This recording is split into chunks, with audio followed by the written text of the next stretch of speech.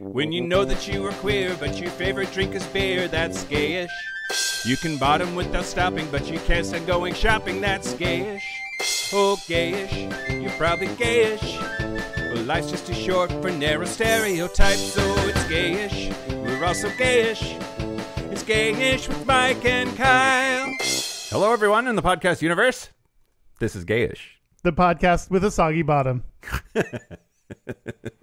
Oh, Mary Berry. Oh, I miss her. Miss her too. Yeah. I'm Mike Johnson. I'm Kyle Getz. We're here to bridge the gap between sexuality and actuality. And today we're gonna talk about X-Men. We're gonna talk about X-Men. Yep. Oh my God, Kyle. What have we done? I don't know. We'll see. We'll see in about an hour 15 what we've done. Oh my God. Okay. Well. Okay. Well. Let's talk about all of the anxiety around this episode after we do this part, which is here's the news. Shut your mouth hole. It's time for your ear holes. News. Oh my God. Okay. News the first, Kyle. Okay. We have to talk about this TikTok thing. Okay. Yeah. Okay. So the United States House of Representatives has voted to ban TikTok. That passed by actually an overwhelming majority. It was 352 votes in favor, just 65 votes against. So that's, I mean, it's not just the Republicans, right? It's right. The Republicans control the House, but it's Democrats and Republicans. So what the bill actually does is it would remove TikTok, owned by the Chinese company ByteDance, from app stores in the United States unless ByteDance agrees to sell it to an American company. Which, okay. Like, doesn't that just become a math problem for them of like, is the amount of money that we would get from selling it more than the amount that we would lose if U.S. folks couldn't? And what if it's already installed? Just because it's removed from the App Store doesn't mean doesn't it that remove it? I think that makes it so it can't work on your phone. All right. Well, I don't know. Anyway, it has to pass the Senate before it goes to President Joe Biden. Joe Biden has said that he would sign the legislation if it makes it to his desk. And there's a bunch of different ways to like look at this angle, but the reason I wanted to bring it up on our show, because we talk about gay shit. Yeah, what's gay about this? LGBTQ plus TikTokers have been warning now since the ban started to make news that it will have a, quote, disproportionate effect on the queer community. The idea is that crowdsourced social media-based content like TikTok is far more permissive when it comes to queer representation and queer issues than other mainstream media outlets, and therefore it will hurt us more than it will hurt them for TikTok to go away. It's harder for us to talk about and get our own news because less mainstream publications talk about our news, and it's harder for us to form communities, and there are a lot of challenges that virtual social media helps resolve. Yep, exactly right. So non-binary TikToker and best-selling author Jeffrey Marsh, who has 700,000 followers on TikTok, says that they think, quote, it may have a disproportionate effect on the queer community because we look to the internet to see representations of ourselves while we wait for the film and TV industry to catch up to telling our story. It's been clear for a long time that TikTok is a haven for transphobia and LGBTQ plus hatred, so it wouldn't necessarily be sad if those things went away. But of course, it's also a place where we see ourselves and can connect, and for that to end would be quite sad. Yeah, that's a rough like balance between we get our own unique visibility through this, and also some of these social media platforms are bastions for homophobia and transphobia. Yep.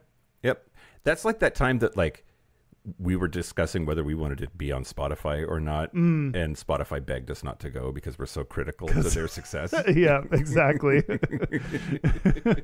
But also, like, we're being silly, and the idea of like that's also a queer voice, however small we are, a queer voice no longer being available on a really big platform. Yeah. So to leave wasn't going to hurt Spotify, but to stay was going to benefit people. Yeah. Anyway. Yeah. If TikTok went away, it'll make me feel less bad for not being on TikTok. That'd be one benefit. That's true. We have been meeting for a while now to talk about what to do about our lack of presence on TikTok, and this solves that problem for us. Yeah, for sure. Yeah, we were just saying before we started recording, we were going to make Derek get super jacked and do all of our shows shirtless. Mm-hmm. So, I mean, I still like that as a plan, but we don't have to for TikTok. Yeah, not for TikTok though. Okay, news the second. Great. On March the 9th, a bar called The Precinct had video of two men urinating on their employees' entrance. So their post on Instagram, it's Precinct DTLA, it's downtown Los Angeles, said, "Two bros walk into a bar. Last Saturday night, these two party boys decided to show everyone what not to do at Precinct. They first left the bar with full cocktail glasses in hand, then decided to go to our employee entrance, whip out their dicks, and piss all over it together. When done, they rounded the corner where one of the managers spotted the drinks and tried to take them away. The big one reacted by physically assaulting him, throwing him to the ground. Precinct is a safe space for all. Let's have a good time. Don't be a dick. Oh yeah, we also have several bathrooms." Is Precinct a gay bar? Yes. Okay. Now, the post did not reveal the identities of the two people. However, RuPaul alumnus Willem was one of the people that quickly identified them, recognized the pair from what they saw in the video, and other people said it too, but Willem is the most famous of the people that noticed. It is a Crescenta Valley Town Council member, an openly gay council member of the city of Crescenta Valley. His name is Chris Kilpatrick, and he ultimately has had to now resign from being a member of the city council. Isn't that the name of the guy in NSYNC too? Chris Kilpatrick? Oh, I don't know. Is it? Oh, I don't know. It doesn't look like him. Okay, different person. If it is him, he maybe has a mutant power of some kind that lets him change his appearance. But yeah, this is just the why? Okay. People who pee outside, I'm all for that. Pee outside all you want to, but don't pee on things that other humans have to interact with. Yeah. You know. When you very first started this story, in a bar, two men peed, and it was like, where? Oh, okay. I thought it was going to go a different direction. Pee on objects only when requested. And objects includes people. And objects includes people. Unlike what our DM told us yesterday when we were playing Dungeons and Dragons. A creature is not an object. Ugh, it is, though. I'll die on that hill, Kyle. I might be on the DM side. Okay. News the last? Yeah. This one is crazy. We live in the future, Kyle. We live in the future. Researchers at Oregon Health and Science University have advanced a technique that can turn a skin cell into an egg. What? Signaling promise for same-sex couples looking to start families. So they are doing, they're furthering the understanding of in vitro gametogenesis, which is making eggs and sperm outside of the body.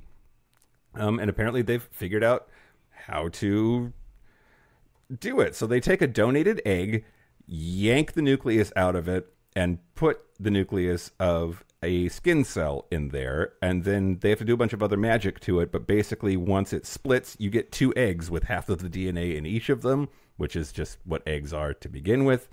And it means that we can now make eggs, and that's sort of the barrier for gay men to cis gay men to like procreating on their own. I mean, you still need a uterus, obvi, but like this technique, if it bears fruit, so to speak, would make it possible for two men to have a baby.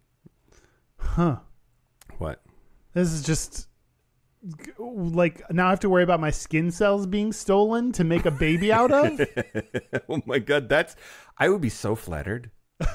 Someone stole your skin cells? Somebody stalked me so that they could clone me.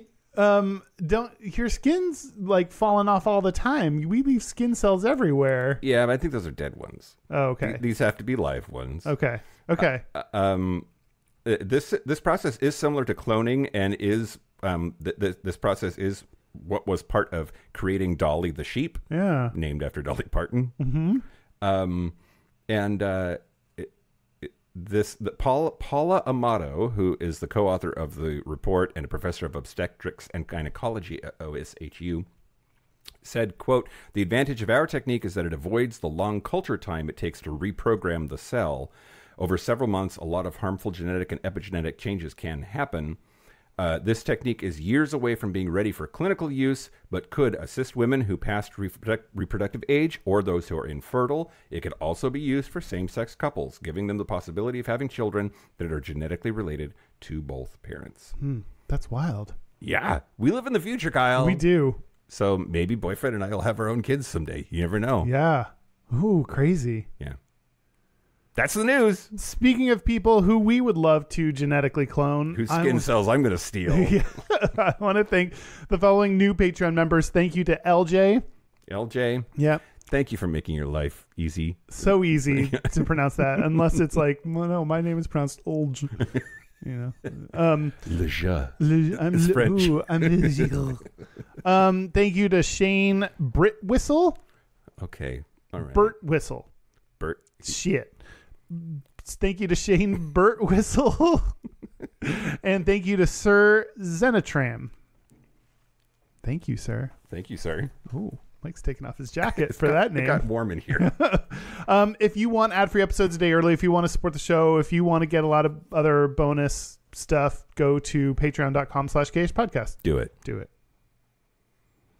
Okay, Kyle. Okay, Mike, why are we talking about X-Men? It's all Derek's fault. It's all Derek's fault. Derek requested this episode. Our producer, Derek, is a comic book gay. Yes. And wants us to do this. Yeah. And so we acquiesce Yeah. at quite some convincing. Derek, percentage chance we're going to fuck this up. Yell it. Zero? Okay. Oh, we pay him. So I don't know why. All right. I don't. Yeah. Okay, the fear always is. Whenever we're talking about an area that is a fandom, I think I get nervous because fans are crazy. Yeah. Our fans are crazy. Yeah. Fans of other things are crazy, sometimes crazier. Mm-hmm. And I just, before we go into this, I'm sort of serious here, everybody. Kyle and I are going to talk about what we're going to talk about, and we're probably not, almost certainly not going to talk about what you want us to talk about. Yeah. That's just how this shit goes. Make your own podcast. Yeah. Yeah. Make a comic book podcast. Yeah. There's no possible way to cover all the gay shit that appears in X-Men. So we have to find the stuff that we latch onto and care about as outsiders looking in. Yep. And we picked some stuff to talk about. Yep. And that's going to be what this episode is. Yep. Also level setting. I know almost nothing, and I think it's more than you. That's probably fair. Right? That is probably fair. Which is just to say that I might fuck something up. Pronunciations, I might confuse characters in a thing. Just be nice, everybody. Yeah. Be nice and kind. Whenever someone gets really excited about a topic, I'm always like, oh no, that means you're going to hate that episode. Mm-hmm. Mm-hmm. If you're really passionate about a topic, I presume you will hate us discussing it because we will mess it up. Or I have PTSD about the fashion episode, which we really should do again. I don't think it's going to get better. I don't think we're going to suddenly know a lot about fashion. Well, that's true, but maybe we could drill down a little bit or something. Instead of doing all of fashion, maybe we could just do handbags or something. Okay. That's a good idea. I'm just stalling. Okay. Do you like comics? Do you like the X-Men? I used to watch X-Men. I used to play the video game. I used to collect the cards. Yeah. You know more than I did then. That means I'd have to remember it. Oh, well, okay. That's always the trouble with me. That's true. So I used to growing up was really into them. But now I don't know. I saw that a couple of the X-Men movies. Mm-hmm. Those are forever ago now, but and liked those. I like the concept. I like the idea of them. I just am not I don't read comics or I don't follow any of the newer movies or don't follow, this whole new release that's coming up with X-Men 97. Yeah. I don't follow any of that. So Yeah. I like them in theory and don't pursue it at all. Yeah. What about you? I did not follow it as a kid. Like, I would read comic books like when they were around at the dentist office or whatever, but like maybe we were too poor to have access to them. I don't know, but I just didn't really get captivated by the whole thing. But my ex-husband was a big fan, and so a lot of what I know and was exposed to was through that relationship. Which we'll talk more about that later, of course. Yeah. But yeah, this is one of those places where I always enjoy it. That's not true. Sometimes I'm like not enjoying myself, but like for the most part, I really like this stuff. I understand the appeal. It just never hooked me the way that like Star Trek did. Yeah. So yeah, and maybe it's just that like I've put all my eggs in that basket or something. Yeah. But also these are fandoms that like this is the Venn diagram between like people who are into comic books and people who are into Star Trek is like there's an overlap there. Yeah, so, for sure. I don't know. Yeah, you could be into this if you wanted to. Maybe this will kick it off. Maybe X-Men 97 will reel you in and this will be your new fandom. Maybe. Probably not. Probably not. I'm so busy. I don't have time for You more don't have content in my life. Well, I'm going to talk to you about the history of the X-Men. Okay. So, do you know what year they started? No. No. Okay. 1963. Wow. And right out of the gate, one of the reasons for them starting the way that they did lends itself to this conversation about like, are the X-Men gay? Is it just a gay allegory? How gay are they? Gay. Yeah. So Spider-Man, the Hulk, Thor, Iron Man, and the Fantastic Four creator Stan Lee wanted to create another group of superheroes, but didn't want to have to explain how they got their powers. In 2004, he said, quote, "I couldn't have everybody bitten by a radioactive spider or exposed to a gamma ray explosion, and I took the cowardly way out. I said to myself, why don't I just say they're mutants? They're born that way." I wonder if "born that way" was a phrase that was in the common vernacular at that point. I think maybe Lady Gaga's song is actually about comic book heroes. About mutants? Yeah. we could say that. Yeah, we could. We can say whatever we want. But yeah, the X-Men are superheroes in this universe that lives under the general umbrella of the Marvel comic universe. And it is exactly as Stan Lee said. There were all of these reasons why people got their powers, but the whole grounding here is that there's this thing called the X gene, and that's your DNA made you into a mutant. And they have different levels of power, and they have different things that they can do. But really, it fairly quickly, again in 1963, sort of paired off into two camps of mutants. There's Professor Xavier, who runs this school for mutants and is more or less the good guys. And then there's Magneto and all of the mutants that are the evil ones, the bad guys. And it's important to break that down because of history stuff that is really what I want to go into here. So they got explicitly queer in the 90s, and I'm going to tell that story in a little bit. They couldn't until then because of a thing that you're going to talk about next. Yep. But people have noticed a couple of things. First, the idea of Professor Xavier and Magneto being analogs to the Black Rights Movement, and how Professor Xavier represents the Martin Luther King version of the fight for black equality, and Magneto represents Malcolm X and the more sort of militant kind of fight for equality. And lots of people have written on this as a subject. Have you ever heard any of this before? I mean, the idea is that MLK was like, we need to be dress well and be good citizens, and that pacifistic demonstration is the way to reach our goals. And then Malcolm X and the Black Panthers and all of that was more of a nonconformist, sort of violent overtones to it sometimes, depending on who you ask, like approach to fighting for Black rights. Does that all make sense? Yeah. Like, yeah, okay.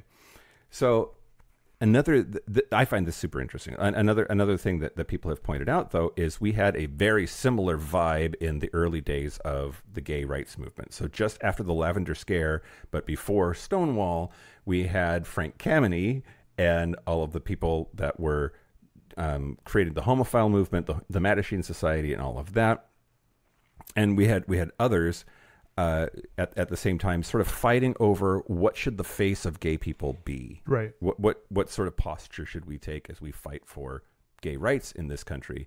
So there were Frank Kameny, who made everybody, like, you weren't allowed to protest or picket unless you met his dress code. Do you remember me talking about this before? Yeah, I do, which is still wild to me. I mean, I understand the idea behind it of, like, let's show them we're regular, normal people that can fit in. But the men had to wear a coat and tie, the women had to wear dresses, and that a very professional look. And the idea was that we needed to look like straight society as much as possible to elevate our acceptability to them. All right. And then there were other folks who took a more sort of violent or militant approach. You've got the folks at Stonewall, for instance, Sylvia Rivera and Marsha P. Johnson and all of those people who were like, no, we're going to throw bricks at police officers who are being dickbags, and we're going to be our gay-ass freak flag flying selves. Fucking deal with it. All of that is very much part of the vibe between the Professor Xavier mutants and the Magneto mutants. And that sort of evolved over time, but really has become sort of the central lens through which we can see X-Men as a gay analog. So some other things that people have pointed to sort of further analyze this Frank Kameny versus the other kinds of gay rights leaders in history. The X-Men, the Professor Xavier ones, when they're out on the town, when they're hanging out with non-mutants, they go by their closeted names. They go by Bobby or Hank or Gene or Scott or Warren. And when they put their uniforms and masks on, they're Iceman, Beast, Marvel Girl, Cyclops, and Angel. And they have their normal and their queer lives compartmentalized. Interesting. And that was, again, very much part of what Frank Kameny was trying to do. But then until 1983, Magneto only had that name. There was no like other name associated with that character. And all of the Magneto mutants, Toad was Toad, the Blob was the Blob, Mastermind was Mastermind, and their lives and mutant identities were fully integrated. Now there are some, there are always exceptions to every rule. You take a fandom that is this big and has been around this long and has this many comics, like they're going to contradict each other. Yeah. But I never thought about that. Like, that's really interesting. Like dividing up your life into who my name and who I was before and after, and being able to be like your mutant self with people. That's very gay. Yeah. Yeah, it really is. It really is. And I think that I sense that tension in our movement even now, of those of us that are the out and proud and loud folks, and I just want to live my life and I'm willing to fly under the radar in order to do it. Yeah. Folks. Yeah. So the Uncanny X-Men was basically canceled in 1970, but so it had that first 7-year run. But then about 5 years later, it had a giant-sized, that's in quotes, giant-sized relaunch in 1975. And they brought on a new writer named Chris Claremont, who would make X-Men into what would become Marvel's most valuable property. And he really pushed on these themes. And he wasn't squeamish about featuring non-white, non-American, non-Christian, and even non-heterosexual, eventually, characters. People have pointed out that even in the early days that Mystique and Destiny were pretty obviously a lesbian couple. I know you're going to talk about them. Talk more about them. Yeah. But he really started this thing of having events in real life be sometimes on the nose, mirrored in what was true for the comic book characters. But yeah, let's sort of move on, because we're in the space now of like why it was difficult and why you had to like sort of dance around the subject of a lot of stuff, and it was because of the code. So why don't you hop into that? Yeah. So I'm going to talk about the Comics Code Authority. So a little bit, I have a tiny bit of history in the comic book industry began in the 1930s, so before the X-Men, and the genre really took off because of Superman, whose debut was Action Comics #1 in 1938. Wow. That's so long ago. That's so long ago. Like, coming up on 100 years ago. I just always think of Superman, like I think of all of these things as being like animated full color comics, and that makes me assume that they're like, you know, the 50s or later or whatever, but that's just not true. Snow White was in color, and that was 1930 something, I think. So like, anyway, go ahead. Yeah, it's wild. It's so long ago. In 1948, a psychiatrist named Dr. Frederick Wortham began writing and speaking about how mass media, and especially comic books, could corrupt American children. Sure. So he specifically targeted horror comic books and, to a lesser degree, superhero stories. Horror. Oh, yeah.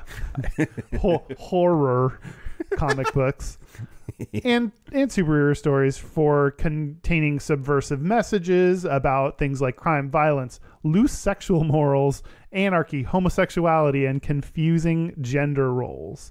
So he stirred up a lot of hate and fear within the country. You said this was the 50s?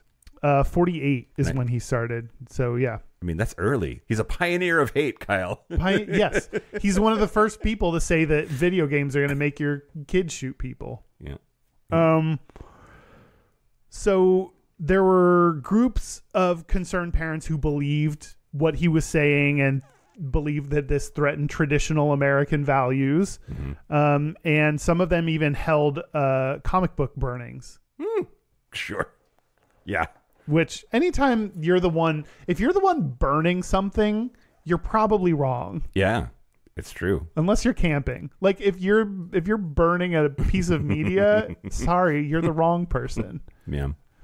That's just how the way life goes. In 1954, he published the book Seduction of the Innocent, where he said, quote, "I think Hitler was a beginner compared to the comic book industry." My God. Holy shit, Talk right? about histrionic horse shit.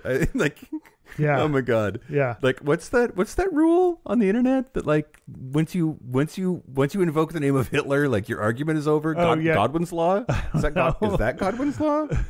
Mike is looking it up now.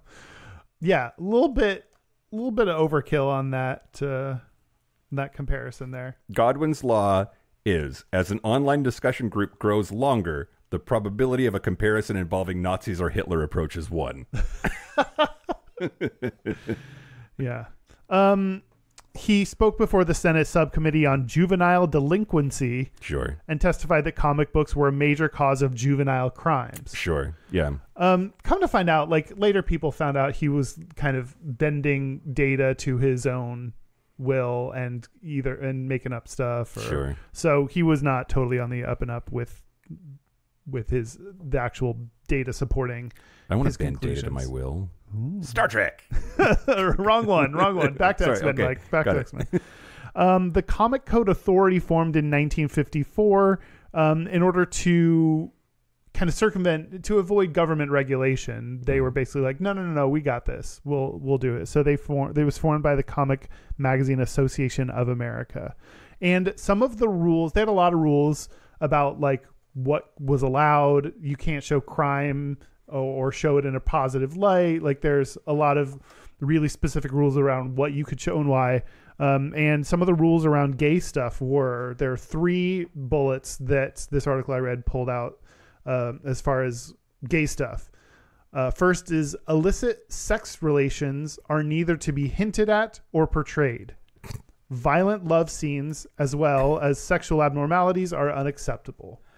Do you want to have illicit sex relations with me? I thought you'd never ask. Illicit sex relations, yeah. That's the most clinical, unsexy way of saying ass sex I've ever heard. They also said the treatment of love romance stories shall emphasize the value of the home and the sanctity of marriage. Sure. Which, like, that's a lot to put on a story, to say you have to tell stories about this, about the sanctity of marriage. Like, yeah. And then sex perversions or any inference to same is strictly forbidden. So we were surely sex perversions at the time. Yeah. I mean, guilty. But that's not just because you're gay. My sex perversion has nothing to do with the fact that I'm gay. Yeah. And it wasn't until 1989 that the code was altered and dropped rules against LGBT content. Okay. When was that? 1989. 1989. Okay. Yeah. So there were people that were trying to write things, and I'll talk a little bit more about Mystique and Claremont, the guy that you mentioned, of like people like had ideas about creating characters that were queer, but they had to do it without any obvious references to it, or else they wouldn't carry the little stamp that goes on books that fit this, comic books that fit this, and then that would risk them not being carried or sold. Yep. It smacks of the Hays Code, right? A very similar mechanism of regulating the film industry by giving them a bunch of rules about like what was good for America and Americans, and even though it was all absolute utter horseshit. Yep, absolutely. Well, it's interesting that 1989 is the time there, because this one author said what finally cinched the status of the X-Men as a crypto-queer narrative was HIV/AIDS, and that's the zone, right? What the pinnacle of which was a little bit late, and people have criticized them for being a little bit late here. But in 1993, a story by Scott Lobdell and Fabian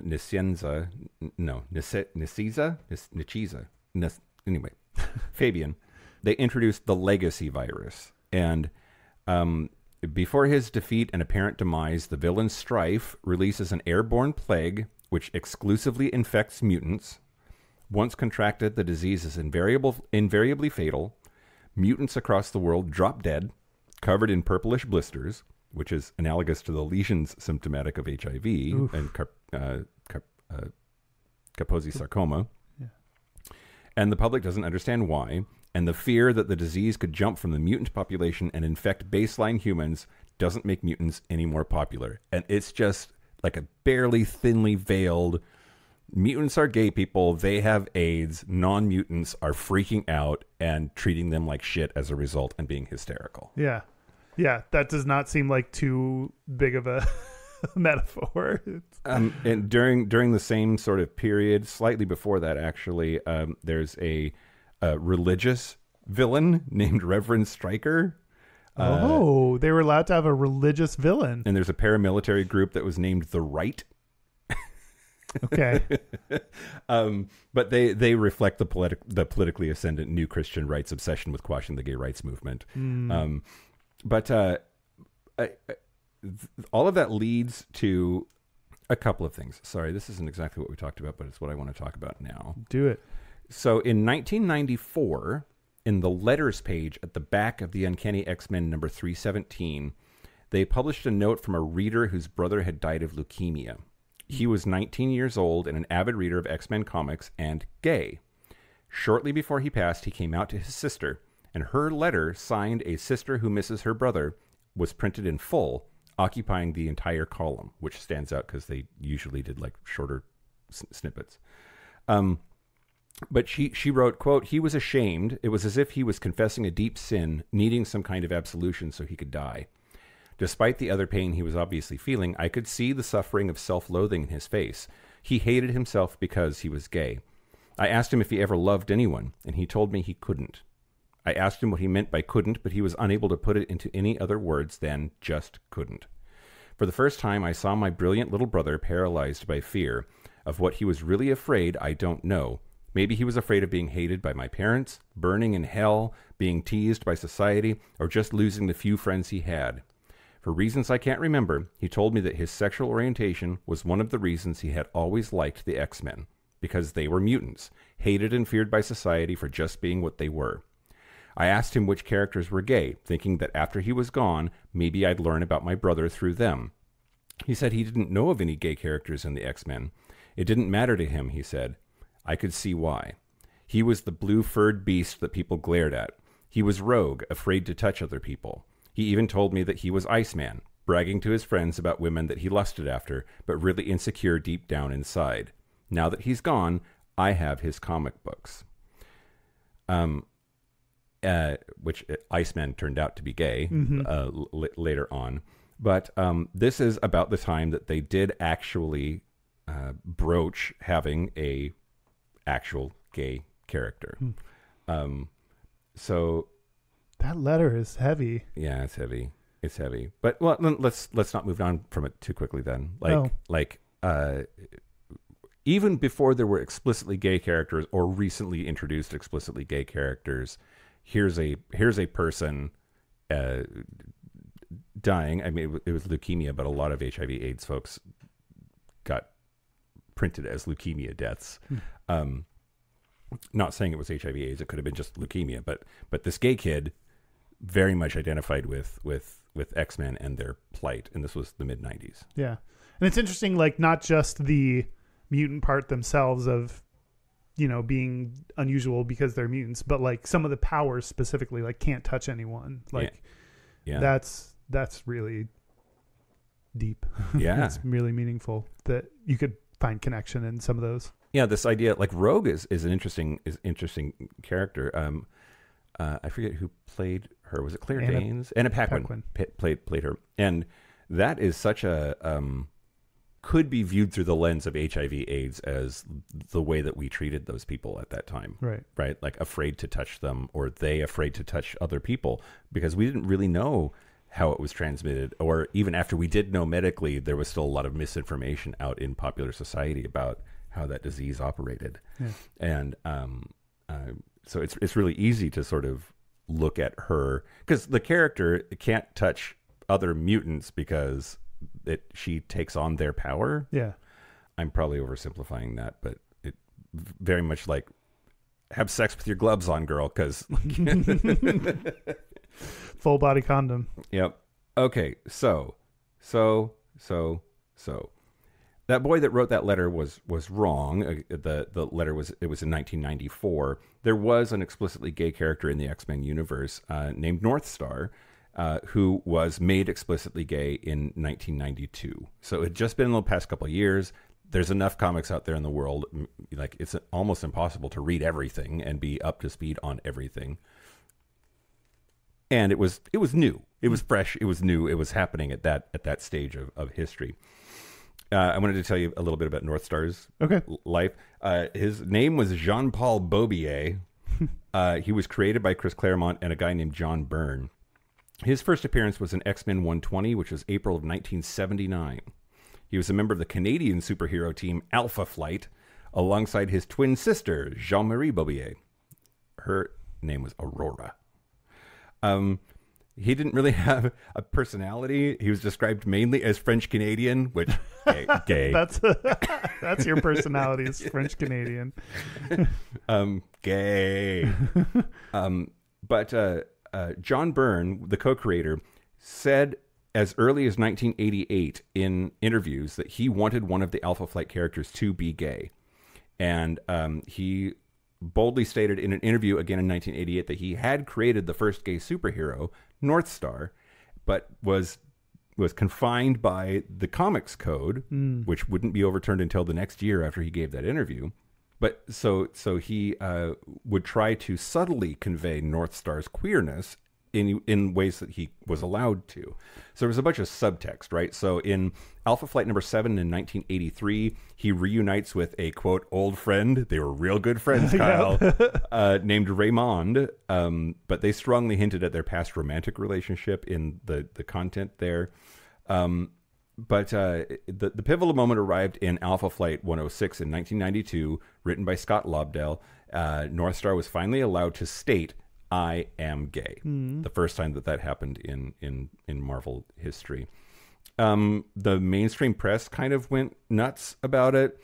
The Alpha Flight series was not particularly popular or exceptionally popular, but that issue sold out within a week. Wow. And yeah, and then it's not like it. Unlike Ellen, that didn't kill his career. He started in his own 4-issue miniseries in 1994. He rejoined the X-Men in 2002. He developed an unrequited crush on Iceman, who came out as gay later after the fact. But they did he had the hots for Iceman, which who wouldn't? God damn. I mean, right? And then the kind of shit that can only happen in comic books. I love this sentence. In 2005, 3 different versions of Northstar were killed off within the space of a month, including the main 616 universe version, which that's like the Prime universe. Okay. Like that's where we are now, or the real place. Anyway. Yeah, that's the first actual gay X-Man. And I just think it's so interesting to look at it through the lens of society is changing. HIV/AIDS is causing this big pushback against gay people. There's the comic book code that prevents them from actually exploring it in a meaningful human sort of way. All of that sort of changes at the same time. And almost immediately, within 5 years anyway, we're arriving on the scene in a formal, explicit way in these comics. Yeah. What was his power? Do you know? I don't know what his power was. Oh, okay. Derek, do you know what his power was? No? Was his power French Canadian gay? He was so Canadian. He could make bacon. He could apologize so well you really felt it in your heart. What were Northstar's powers? I'm just going to ask. Northstar's powers were he could travel at superhuman speeds, fly, and project photonic energy blasts. And his twin sister Aurora possessed similar abilities. Oh. I don't know if it's going to be like some kind of gay ability or like, he shot rainbows from his butt. Yeah.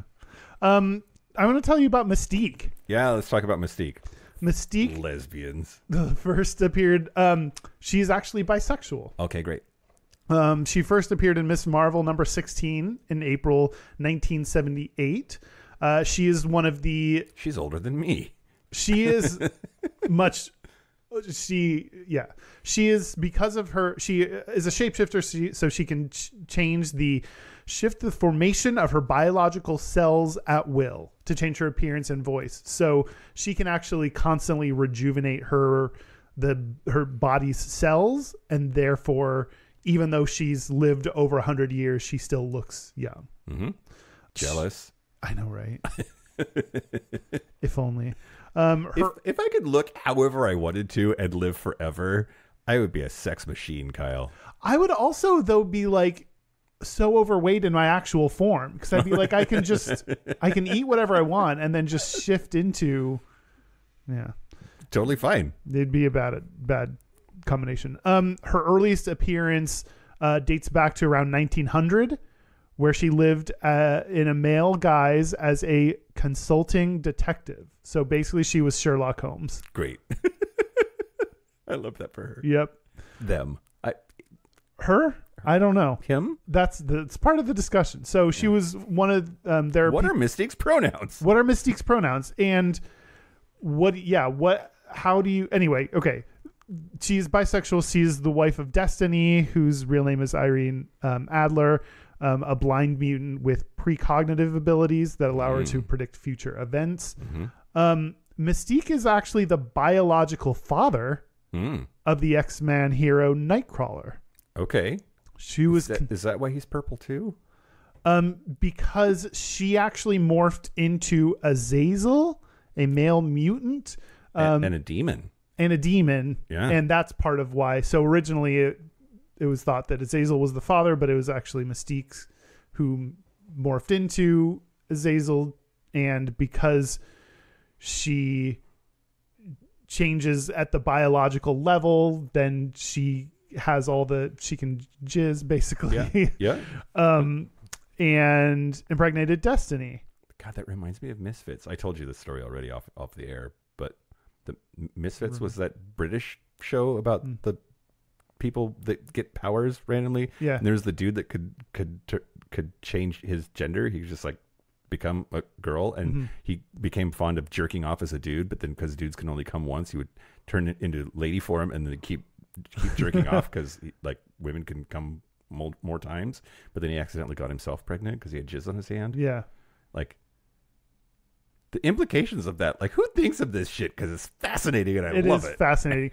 And like, what does that represent? Like, does Mystique represent someone who is like, is she non-binary, but she like is converting into people with unique genders each time? Is she still she, and she can just become a dude, but she had sex as a dude?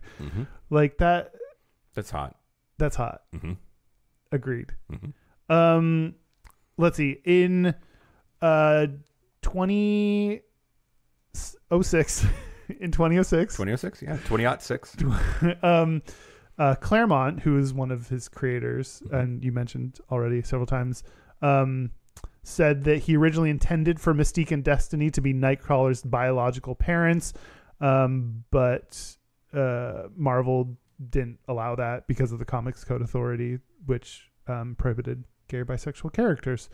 So it was retconned in 2023 to make it official, make it canon that they were her parents, his parents. That's cool. Yeah. It's funny to me the amount of retconning that they do, which of course they have to. It's the same in the Star Trek universe. Like if something lasts long enough, it's going to be self-contradictory, and there's going to be like shit that needs to be updated, especially when they start talking about the future. Yeah. Right. But like, I forget which character it was. There's a character who they recently updated it so it wasn't Vietnam that led to a bunch of stuff in his life, but rather it was Afghanistan. But they just kind of like did it. There's no like explanation or in story reason. They just like, that needs some changing timeline wise. Yeah. Because it's been people are hardcore fans about this shit, Kyle. But they were trying to figure out what year is it in the comics. Like if in 1963 when they started, if that's day one, there's like, even though the comics come out weeks or months apart, sometimes they're like the same instant. Like the last panel of last week's will be the first panel of this week's. Right. So a week has gone by in real life. Zero time at all has gone by in the universe. Right. And one person said that it's still like 2003 or some shit in like if you string them together that way in Star Trek, in X-Men. In X-Men. Yeah. I probably just fucked that up, but like there are people who've taken serious stabs at like pasting it together to figure out like how much in-universe time has gone by since the beginning of the franchise. If I had that level of motivation or care towards anything.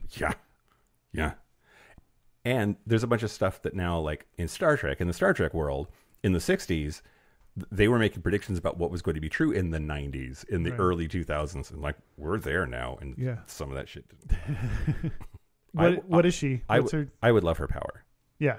That's all. Yeah. Oh, for sure. She seems like the one you'd pick if you had to pick someone's power. Yeah. Yes. Yeah. It would be fun. It would be super fun and sexy as hell. And so sexy. I don't know where this fits, so I'm just going to do it now. Okay. Batman and Robin, are they gay? They had those nipples. Yeah. In that one version. Yeah. Uh-huh. I think Robin's gay for Batman. Okay. He has a daddy thing. Yeah. For Batman. Yeah. It feels kind of daddy boy vibes, right? Yeah. He's even called the Boy Wonder. Oh yeah.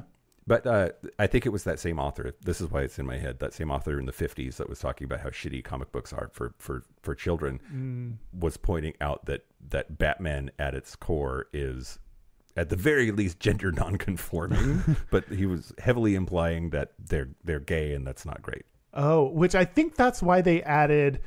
They had Catwoman, but she was kind of evil, and they couldn't show a love interest with someone that did bad things, so they introduced Batwoman. I think I read something about that. Okay, Kyle. Okay. It's time for a game I made for you. Okay. Is this superpower real? Okay. Asterisk. I'm ready. The asterisk is no superpowers are real, Kyle. Okay. Are these superpowers? I'm going to name a bunch of characters and their superpowers, or at least some of their superpowers. And I just want you to tell me if this is an actual character that exists in the X-Men universe or not. Okay. So I'm ready. Just real or fake. That's all you have to decide. Okay. Let's start with Goldballs. He makes gold balls. They are projectiles and or used for transportation. No way. You say fake? Fake. That is real. Goldballs is a Goldballs? character. Really? Goldballs? Yeah. Wow. I'm already doing bad at this game. You're already doing bad at this game. How about Mammomax? Mammomax is a giant elephant man that can barf acid. I'll go true. Correct. He is real. Okay. How about Spatula Manifold?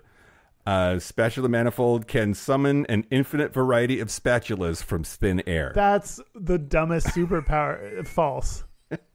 Correct. That's fake. Okay. Did you make that up? Yeah. Okay. Next is the Sock Squatch, who has the power to instantly transform any pair of socks into sentient sock-shaped yetis. That's too weird for you to have made. I'm gonna go true. Nope, that's fake. Oh, you made that up? No, well, I had help with that one. Okay. But how about Maggot, or Maggot, who has two giant slug-like creatures named Eenie and Meanie that live inside of his stomach? Ooh. Ew. That's gross. I'm gonna go true. That is real. How about Forget-Me-Not, who everyone forgets he exists because they literally forget him as soon as they look away? I think true. Also true. I think I've heard of that one. Okay. How about Pocket Protector, who has the ability to pull any office supply imaginable from a seemingly bottomless pocket protector? Oh, no. False. That's not Correct. a good superhero power. Correct. That's false. And last is Eye Boy. He has eyes all over his body that have different kinds of sight. Ew. Poor eye boy. I'll go true. Also true. You did so good, Kyle. Wow. 1, 2, 3, 4, 5, 6, 7 correct. Only one wrong. The first one. Wow. You know your bullshit. I know my X-Men somehow. I don't. In the Patreon segment, I'm going to talk about this 31 characters from the Marvel Comics universe that are gay as hell. Okay. So, yeah, we're going to talk about more gay X-Men in the Patreon segment. Yep. So, on Reddit, I found someone on the subreddit Character Rant. Yeah. User Beefy Chunky Monkey says that it's outlandish to compare X-Men to gay people. Okay. Okay. They say... Tell me, straight white man. I'm sure that's what's happening here. In X-Men, people have a reason to be scared of mutants. They have powers far greater than the average person. Some have powers that could cause the destruction of a city. And I'd imagine watching a guy with razors coming out of his knuckles would be fucking terrifying. The only valid reason for being afraid of gay people is, well, there isn't any unless you're talking about an individual and not the community as a whole. What do you think about that take, that it's wild to compare X-Men to gay people? Yeah, that is fucking stupid, and you should have your computer taken away from you. Why? Well, okay, so trying to give that nonsense any sort of I can understand, like, these people have superpowers that can cause, like, mass destruction and chaos. Okay. Sure. But whether the fear is rational or justified or not does not change the fear and what happens with it. Like, that's why it's a metaphor. Like, it doesn't matter that gay people aren't literally something to be afraid of. Straight people are afraid of us. And they treat us as second-class citizens and behave in ways that are hateful and hurtful and bigoted. So... even though, like, being able to pop your head like a pimple might be literally scary, that's that's it. That's like not that hard. Like what lack of imagination to say that can't be the same or isn't the same. I hadn't thought of like the fact that X-Men or mutants can really actually cause destruction is like the way straight people see us, that we can actually, they believe that we actually are these monsters that can cause all this kind of chaos. Yeah. I didn't think about that being part of the metaphor there. Yeah. Yeah. Well, and that's at least this election cycle, that's how they're talking. Yeah. Right? Like it's literally coming out of their faces that we're trying to harm their children, that we're trying to bring down society because we hate America. Like those are the stakes if in their heads. Yeah. Some of the responses to this were, I think X-Men are a good way to portray minorities and how people treat them on some levels, but when you go deeper into it, it's pure nonsense. Yeah. So some people don't see the connection between, yeah. Another person says, occasionally I can totally see it being an allegory for gay people when a mutant's family doesn't accept them. But beyond that, at the end of the day, if someone finds comfort in the characters, that's cool as fuck, and I don't really care why. So Agreed. Another good point of like, for the gay kid that was dying of leukemia, Yep. if he found something to relate to, Yeah. what does it matter? Let's back up just a little bit. Mm-hmm. I think anybody saying to anyone, I disagree with the meaning that you have extracted from this fictional piece of art says a lot about that person, and it's fucked up. Mm. Like, just let people enjoy the things that they enjoy. Yeah. You have to be very wrong for me to be like, oh, the meaning you got from that is wrong. Yeah. Like, you have to be super duper wrong about it. Yeah. And even then, I might just let you be stupid. That's true. I probably won't. I probably will just go, oh, and then move on. But right, like Star Trek has these people too. There are these holy wars about like who's right and who's wrong about something inside the universe. It's fucking fiction. Like it's not real. It's okay to care about it. It's okay to extract emotions like joy out of what's happening there, but there's no objective truth here for you to like be the arbiter of. Yeah. Like get over yourself. Yeah. Someone said, get a life, people. That's what William Shatner said on Saturday Night Live about Trekkies, and they almost never forgave him. Someone said, if you're going to portray it all exactly as it is, it wouldn't be an allegory. It would just be the thing. So I think that's the one I side with, is like this. That's the entire point of allegories, is that they're not the literal thing. They are some kind of representation of it somehow. And it doesn't have to be perfect for it to still be a parallel to the thing. Are we talking about the Bible? Yes. Yes. I don't know. Right? What? The whole, like, is it the literal truth? Is it the, like, everything literally happened exactly the way it was? Or is it like, there's some room for interpretation and nuance? Well, and, like, if you extract the meaning from the Bible that it's all literally true, then I might say you're stupid. And I mean, many people do. Many people do. They are wrong. I believe they're stupid. Oh, God, Kyle. I said I was okay. Are we? Yeah. Okay. So my like weird connection to the X-Men is in part that my ex-husband put X-Men on top of our wedding cake. You sound like it was his doing. Did you? I mean, I acquiesced. I went along with it. I thought it was hilarious and cute. And like, it clearly meant a lot to him and means a lot to him. I think a lot of these things that we've touched on today in the episode about like what it means to people were very much true for him. And I don't. Do you remember that? You came to our wedding. Yeah. Did you have thoughts about that at the time? No, I just was wondering which one of you was which. Yeah, I was Cyclops and he was Gambit. Oh, okay. And I'm sure X-Men fans know what that means. I don't know what that means because he certainly didn't have an accent. Gambit was always one of my favorites. Because of the accent? No, because he was hot. Okay, great. Yeah. Great. Okay. I mean, Cyclops is hot too. That's true. James Marsden, right? Yeah. Yep. Sit on my face. Yeah. Yeah. Absolutely. But yeah, I don't know. I guess part of my fear, okay, this is deeper than I thought I was going to go on this. Part of my fear is not shame about my love of a thing or someone else's love of a thing in his case, but worried about what other people will think about that enjoyment.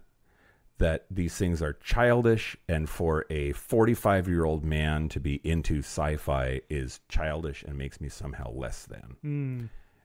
Or comic books as another example. And I don't know how to be over that. And I wonder, is that internalized homophobia coming out in a weird way? Is that how do I not care? Because I want to be the type of person that doesn't give a fuck what people think about what I do. If I love it, fuck them. And I just can't. I can't stop. I know. I understand what you mean. Like, especially as you get older, then it's like, it's always, oh, I'm an insert age here person that loves this thing. Like, at what point does it become not okay for us to love the things we love? You know? I would hope the answer is never. No, that's the ideal. Yeah. But societally, that might not be true. Yeah, I still play video games. When does that become not okay? I don't know. Hopefully never, but... Isn't that like the thing that straight, married, cis dudes are like jealous that you can play video games? Like, isn't that like secretly everyone wants to have this kind of life or have this kind of interest, and they just can't because they have a family and have all this other stuff going on? Like, aren't they jealous? Yeah, a little bit. Like, I think I've said before, my brother said that to me early on after I came out. He's like, I kind of wish I was gay, because being with a dude would be great. You can just play video games in your underwear and not get harassed by your wife or whatever, right? And some of that is like sitcom, I hate my wife comedy bullshit.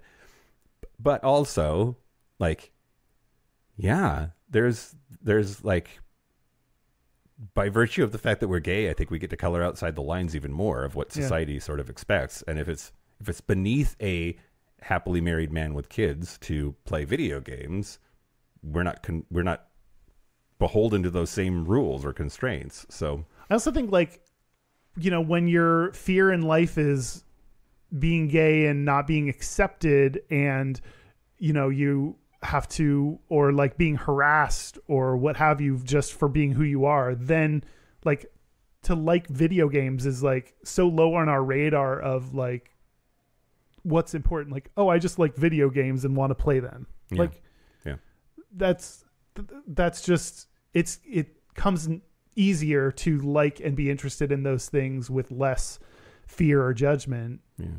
Because the real, like, you're worried about real things, like the bigger things. Yeah. You know, like about acceptance of your identity and shame around that. Yeah. Yeah. But I do think, I also think we've grown up to, I think you said, internalized homophobia, and we're grown up being ashamed of who we are. Yeah. So it might make sense that you carry that over and like maybe still fear that people will see who you are. And I don't know what what the rational fear is, but the irrational fear is that they won't accept you or they'll judge you. The same projection of worried that my dad would see Cyclops and Gambit on top of my wedding cake and harshly judge my ex-husband and our relationship because he associated that childishness with frivolousness. I feel like I'm betraying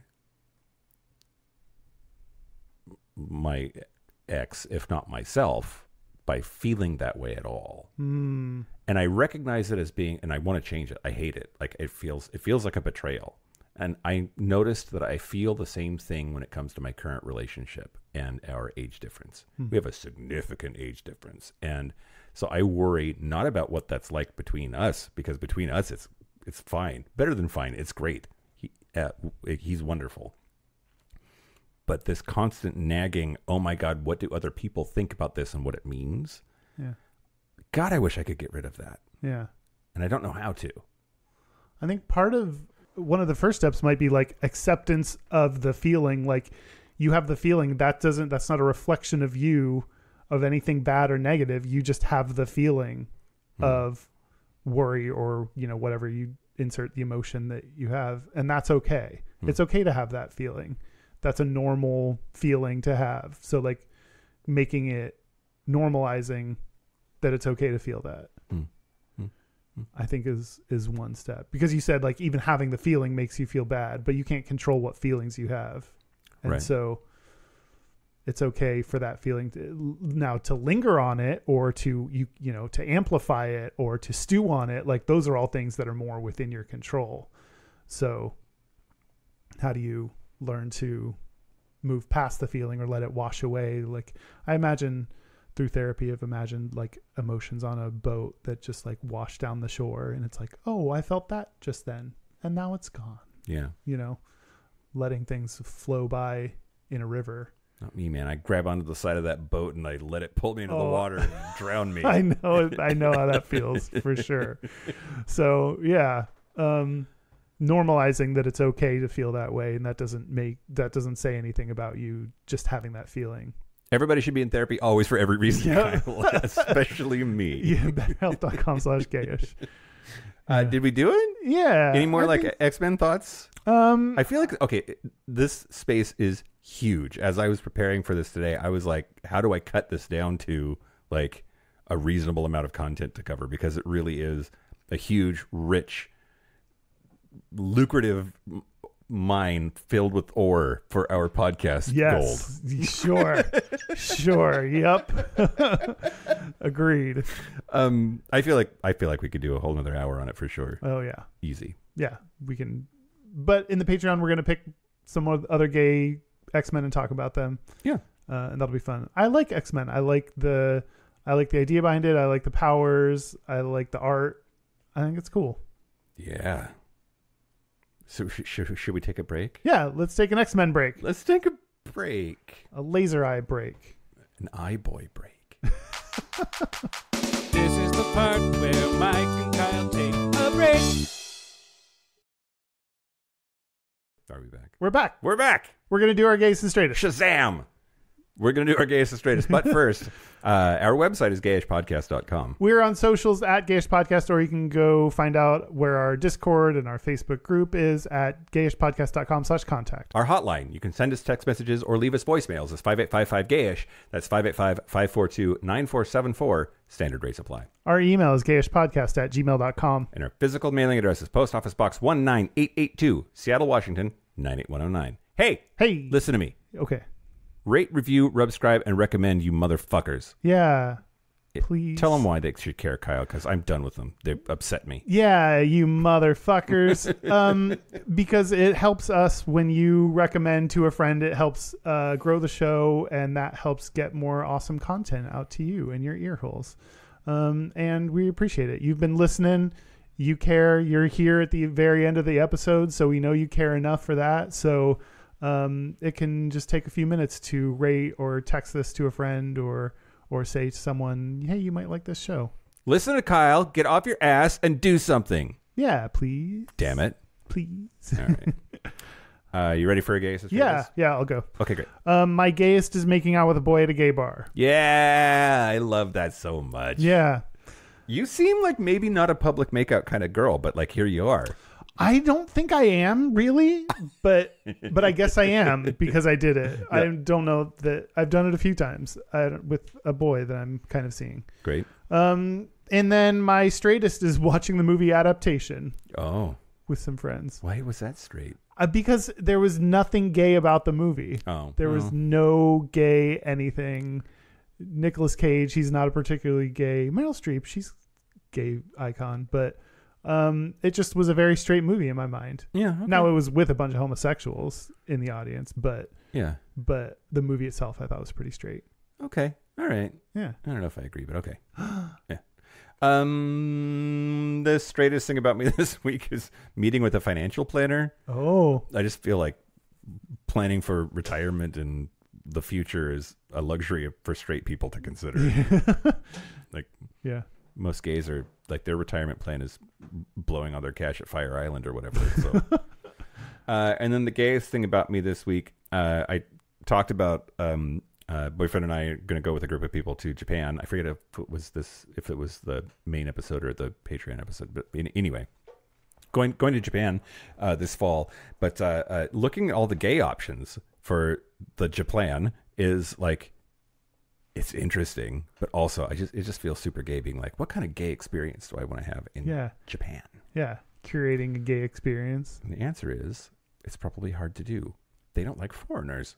Oh. Apparently, you're like not welcome in most gay bars in Japan. Oh.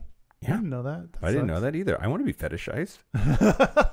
Okay, this week we have a listener's Gayest and Straightest that was sent to us via voicemail, which is what you're supposed to do. Yeah. Call in yours, dear listener, 5855 Gayish. But here's this one. Hi, this is John from Long Beach. I wanted to share my Gayest and Straightest this week. We hosted a party. We had 8 gay friends. We had a great time drinking, eating, singing songs around the piano, playing board games. It was a really great evening. Everybody had a good time. And my straightest this week is that I went to the hardware store. I bought a new toilet seat and installed it myself to replace the one that someone broke at the party. Well, thank you for that, John. Yeah. I mean, I definitely think that's up there in the gay things that you could do. But like in the straightest category, plumbing, a winner. Yep. Every time. Absolutely. Well, thank you to Derek for requesting this episode. Yeah, and thank you to all of the fictional people that are gay. Yep. Or a gay analog. And thank you to the real people that are, I don't know, either gay or care enough to support gay shit. Thank you to our super Catbridgers. Thank you to Kaylee Adams, Kit Oliver, Pip, Andrew Bugby, William Bryant, John Crowley, Stephen Porcio, Stossel, Harry Shaw, Jonathan Montañez, Wadu Forest Nail, Patrick Martin, Steve Douglas, Explosive Lasagna, Michael Covington, Just Jamie, Thomas B., Dusty Sands, A.E. Coleman, Chris Cacciatorians, and Jerome York. Thank you for your support. Thank you for your money. That's it. This has been Gayish from the Chris Cacciatorian Studios. I'm Mike Johnson. I'm Kyle Getz. Until next week, be butch, be fabulous, be you. Be X. Be extra. Bye. Extra, extra.